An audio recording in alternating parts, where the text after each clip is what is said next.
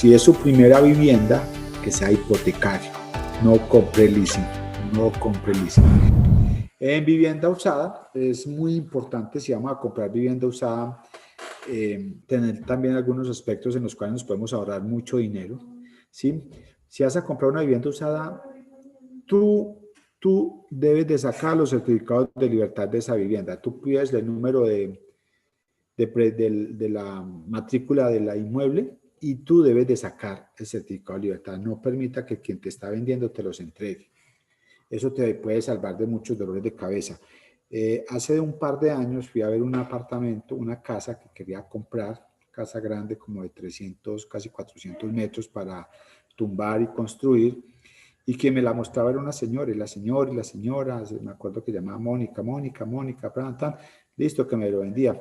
Le pedí el impuesto predial, del impuesto predial saqué la matrícula y me fui a la notaría de registro a sacar el certificado de libertad y lo saqué. Resulta que la casa estaba a nombre de otra persona, no estaba a nombre de la tal Mónica que decía que era la dueña. ¿Sí?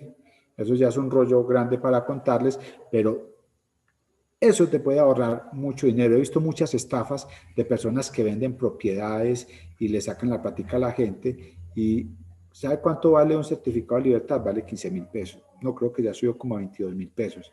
Y eso te puede ahorrar muchos dolores de cabezas. Si vas a comprar una vivienda en una unidad cerrada, verifica con la administración las actas de la administración. Mira, ahí esa es la fuente de más chisme y sobre todo los porteros, pero las actas de administración te puedes dar cuenta cómo está la unidad, cómo son las peleas, cuáles son los problemas que han habido. Puedes darte cuenta si van a cobrar cuotas extras y eso es muy importante.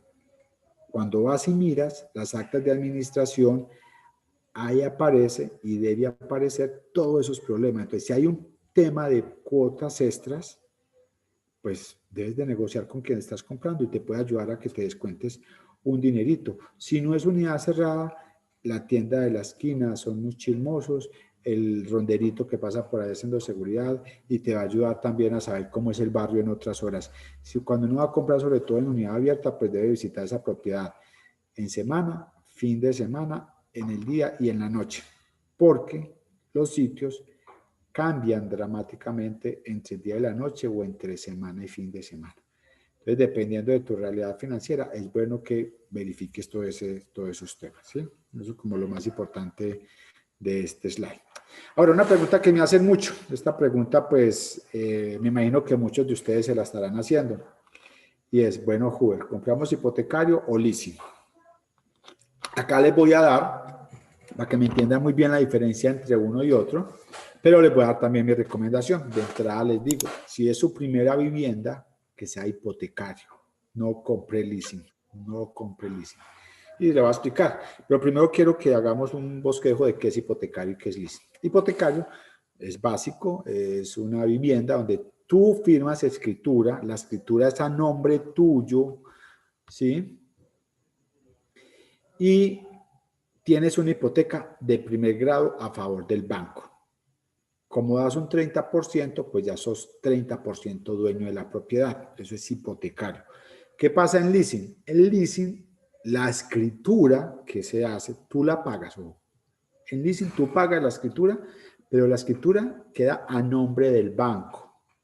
O sea, el banco es el dueño del inmueble. Y tú eres un locatario.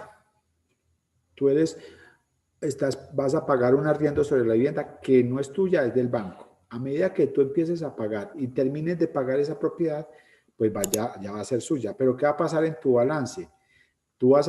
Si tú das un 10%, un 20% o un 30% para comprar esa vivienda, pues ese valor porcentual es como una cuenta de cobro que tú tienes por ese valor al banco.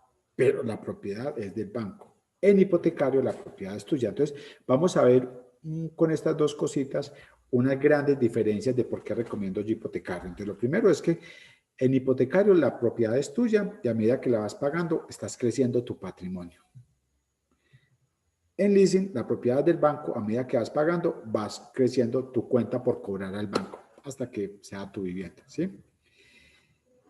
En hipotecario, Haciendo una analogía de hace un año atrás, febrero del 2020, los créditos hipotecarios estaban del orden del 11, 12 y 13%. Hoy están del orden del 7, 8 y 9%. Si tú en el año pasado tenías un leasing y quieres vender cartera a otro banco, muy difícil hacerlo. ¿Sí? ¿Por qué? Porque la propiedad es del banco. Ahora, si usted tiene hipotecario y estás con un crédito al 12%, usted puede ir a hacer venta de esa cartera a otro banco.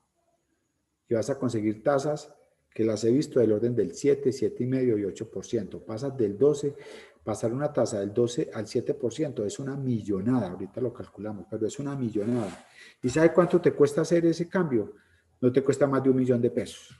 Básicamente es un avalúo que te lo hacen por un salario mínimo si mucho, o inclusive menos, y pagar unas autenticaciones en la notaría. Y se acabó, ya.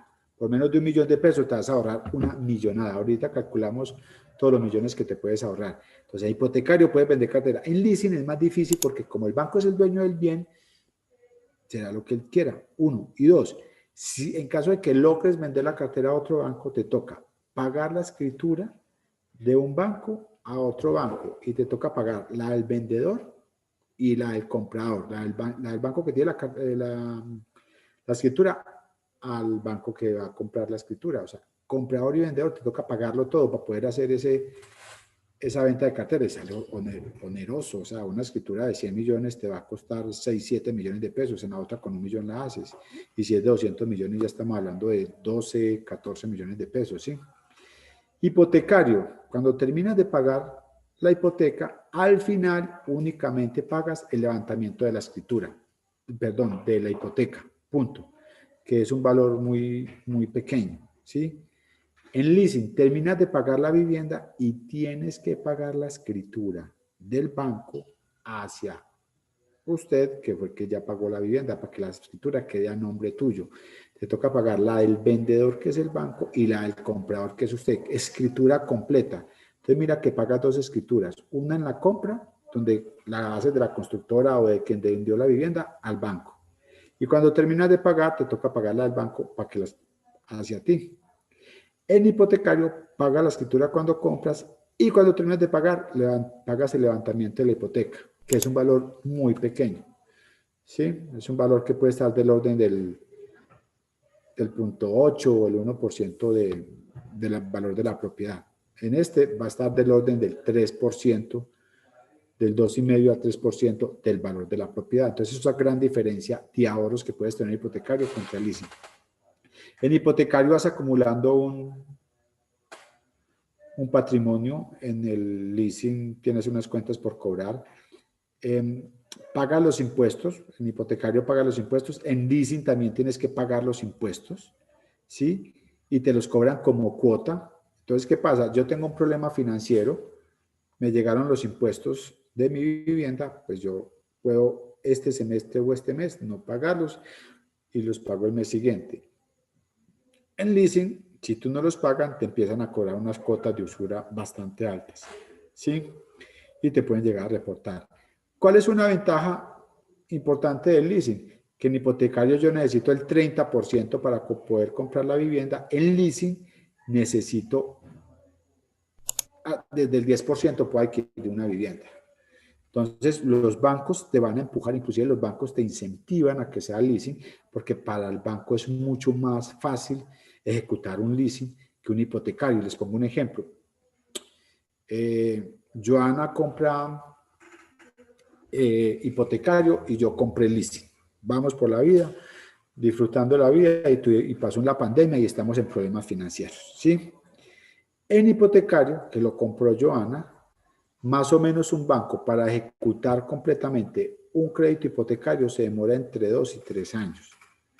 Tiempo suficiente para que Joana se recupere y se ponga otra vez al día en la hipoteca. Yo que tengo con leasing, un banco en menos de un año me ejecuta y me echa a la casa. ¿Por qué? Porque la vivienda es del banco. No hay tanto problema con hipotecario donde tengo un 30%, voy pagándolo, tengo un patrimonio, etcétera. Espero les haya quedado claro, anótenme las preguntitas para que me las hagan enseguida. Entonces, está claro, hipotecario y leasing. Mi recomendación es váyase por hipotecario. El banco te va a presionar para que sea por leasing. Te va a decir, necesitas menos cuota inicial, inclusive te dan mejores tasas. No vale la pena esas mejores tasas. Y sinceramente, si no tienes al menos el 30% para comprar una vivienda, el universo te está diciendo que aún no estás listo para comprar vivienda. Tenga por lo menos el 30%. Ese 10% te mete en un aprieto muy berraco financieramente.